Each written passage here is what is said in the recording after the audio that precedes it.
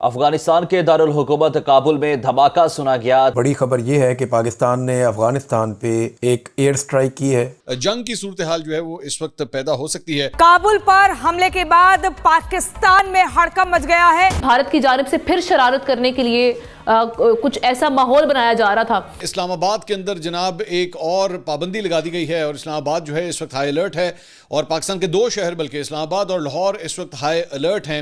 रावलपिंडी और इस्लामाबाद में इंटरनेट की बंदिश हो गई, इंटरनेट भी बंद कर दिया गया है। पाकिस्तानी फाइटर जेट्स ने जो है वो कल रात को अभी तक की इतलात के मुताबिक अफगानिस्तान के दो मुख्तलिफ शहरों के ऊपर जो है वो हमले किए गए हैं। मुख्तलिफ मीडिया के जराए ये बता रहे हैं, पाकिस्तानी हुकूमत की जानिब से वज़ीर दिफा ने भी इसकी कन्फर्मेशन दी है कि पाकिस्तान ने अफगानिस्तान पे मुबैना तौर पे एक एयर स्ट्राइक की है जिसमें दहशतगर्दों को हलाक किया गया। एग्जैक्ट डिटेल्स हैं, कहां पर कब क्या होता रहा पूरी रात, हमने ये ना चाहते हुए किया है। काबुल पर हमले के बाद पाकिस्तान में हलचल बढ़ गई है। पाकिस्तान के कई शहरों में इंटरनेट सेवा बंद है। पाकिस्तानी फाइटर जेट्स ने जो है वो कल रात को अभी तक की इतलात के मुताबिक अफगानिस्तान के दो मुख्तलिफ शहरों के ऊपर जो है वो हमले किए गए हैं, स्ट्राइक्स किए गए हैं। इंटेलिजेंस बेस्ड ये स्ट्राइक्स थे और प्रिसीजन स्ट्राइक्स थे। ये कोई ऐसे स्ट्राइक्स नहीं थे कि वहाँ पे शहरी आबादी को जो है वो टारगेट किया जाए या कारपेट बॉम्बिंग कर दी जाए, ऐसा नहीं था, बल्कि टारगेटेड और ख़ास तौर पे टीटीपी को टारगेट करते हुए जो है ये ऑपरेशंस किए गए हैं।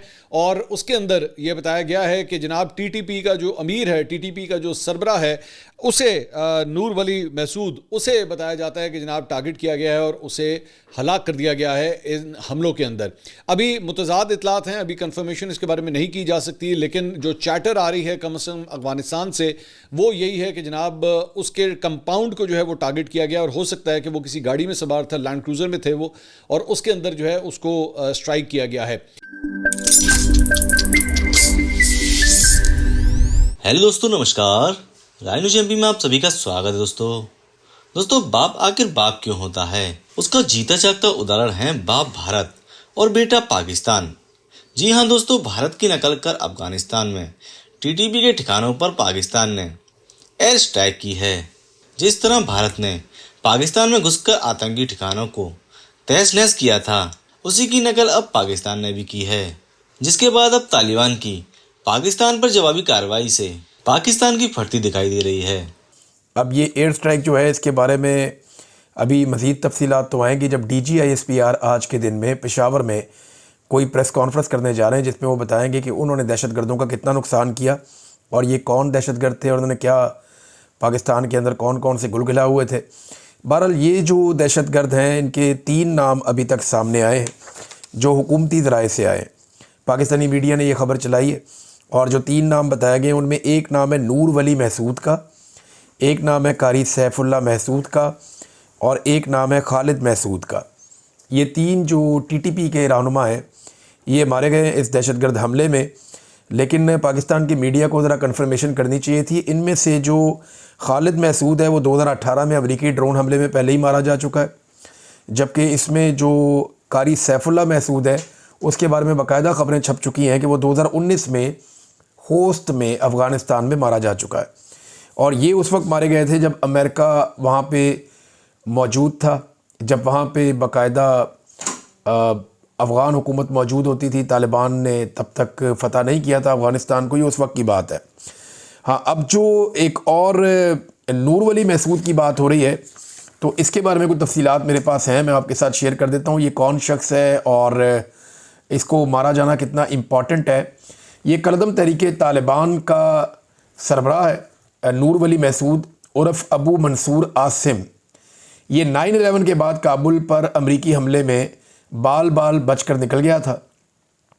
अब 25 साल के बाद दोबारा इसके ऊपर एक अटैक हुआ है। अब देखना यह है कि क्या वाकई ये आदमी इस हमले में मारा गया जो एरियल स्ट्राइक की गई पाकिस्तान की जानिब से।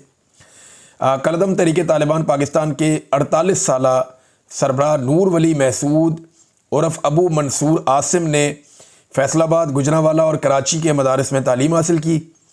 पहली मरतबा अफ़गानिस्तान में उस वक्त के शुमाली इत्तेहाद के ख़िलाफ़ कार्रवाइयों में हिस्सा लिया।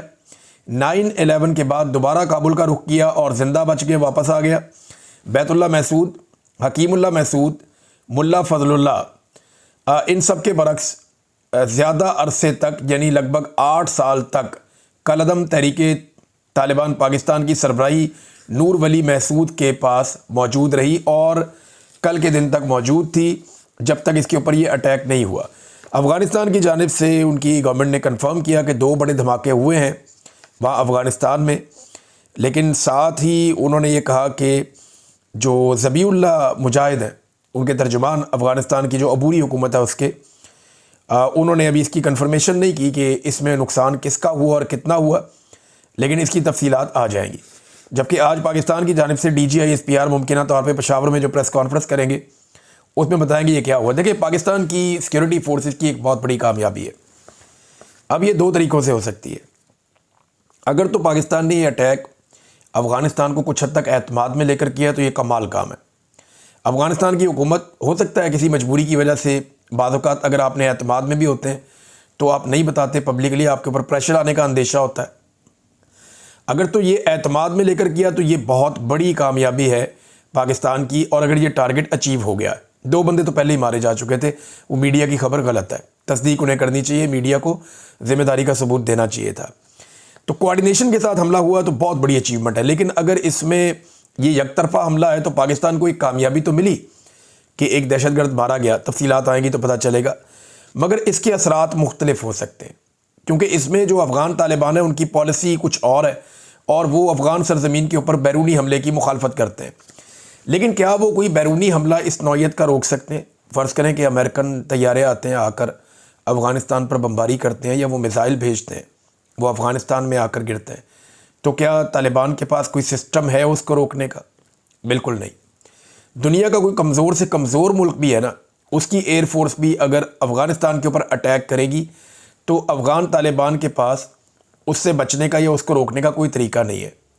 वजह यह है कि उनकी कोई एयर फोर्स नहीं है। नंबर 2, उनके पास किसी किस्म का कोई एयर डिफेंस सिस्टम नहीं है। अफ़गानिस्तान का जो तरीक़ाकार ना लड़ने का वो है लंबी लड़ाई वाला। वो फिर करते ये लड़ाई को लंबा खींचते हैं, जैसे अमेरिकन के साथ उन्होंने किया।